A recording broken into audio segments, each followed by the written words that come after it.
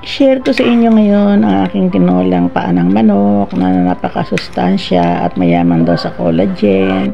Siyempre, naluan ko ito ng repolyo at saka bagu beans and then ang kamote at siyempre of course the saging and then ang pinakamasustansya sa lahat ay ang malunggay o moringa oleifera.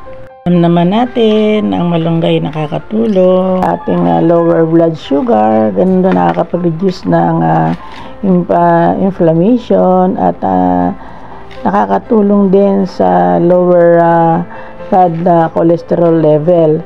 Ang malunggay na yan ay pinitas ko sa aming bakuran at napakainan merong kantanim na ganitong malunggay, so akin nang hinugasan ng maigi.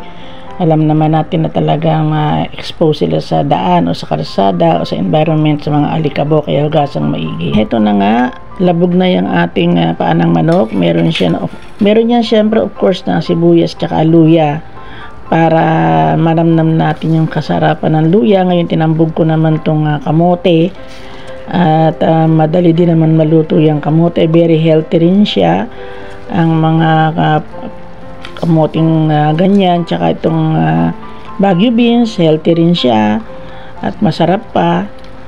Yan, hintayin lang natin siyang kumulo para isunod naman natin ang iba pang sangkap. Ayan, nilagay ko na nga rin ang saging para sama-sama together na sila dyan.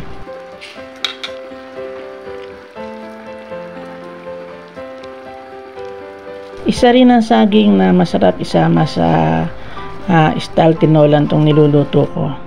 Kasi ito yung style tinolang bulalo, parang ganun. Kaya ito yung aking recipe sa paa ng manok. Kung gusto nyo, gayahin nyo rin at napakasarap, napakalinamnam. So nutritious din.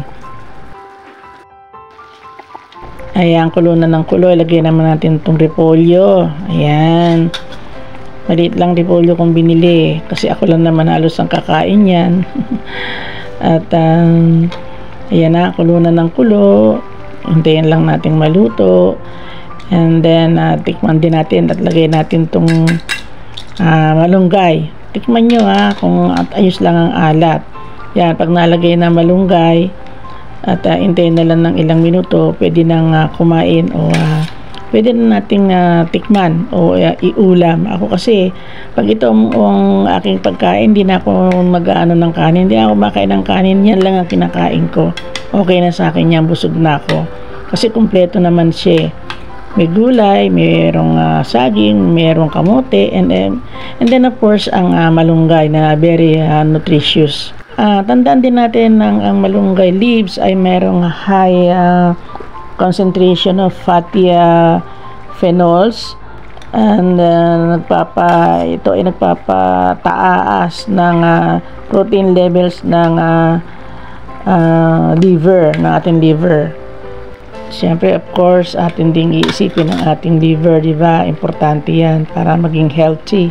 Mayaman din ang malunggay sa nutrients tulad ng vitamin C, beta-carotene, and cholinergic acid. Tara, kain na tayo. Thank you very much for watching. See you on my next vlog. Bye-bye.